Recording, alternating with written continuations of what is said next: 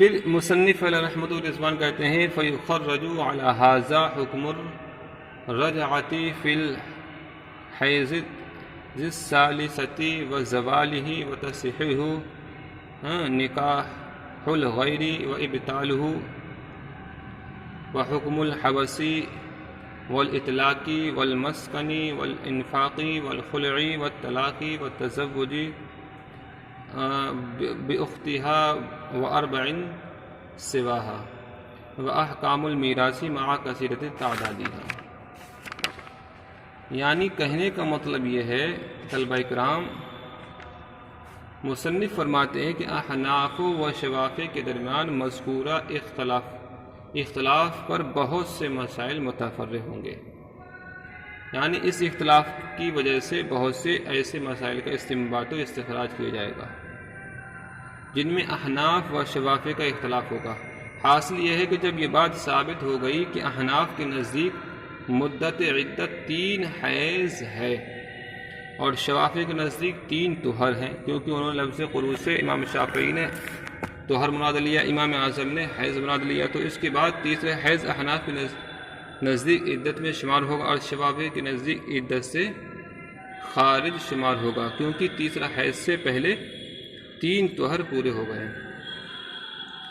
حاصل احناف کے نزدیک 3 طہر میں عدت کے احکام ثابت ہوں گے اور شوافی کے نزدیک ثابت نہیں ہوں گے. ان مسائل میں سے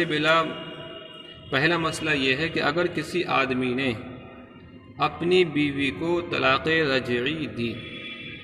تو احناف کے نزدیک تیسرے حیض میں شوہر کے لیے رجعت کا حق ثابت ہوگا. الحاصل احناف کے نزدیک تیسرے طہر میں عدت کے احکام ثابت ہوں گے، تیسرے طہر میں عدت کے احکام ثابت ہوں گے اور شوافی کے نزدیک ثابت نہیں ہوں گے. یہ حاصل نکلا. تیسرا طہر جو ہے وہ عدت میں شامل ہوگا امام اعظم کے نزدیک، اور امام شافعی کے نزدیک تیسرا طہر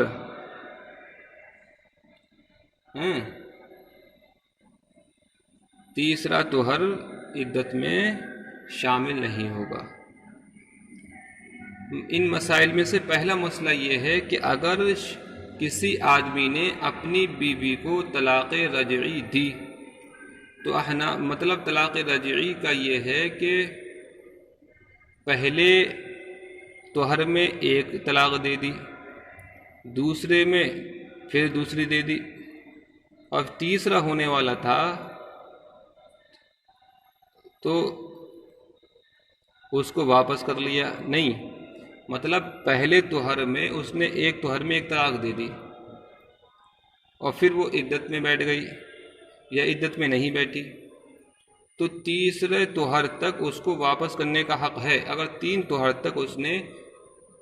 واپس نہیں کری تو دوسرے طہر میں دوسری طلاق پڑ جاتی ہے، اپنا آپ سے تیسرے طہر میں تیسری طلاق پڑ جاتی ہے. مگر ہاں ایک طلاق دے دی ہے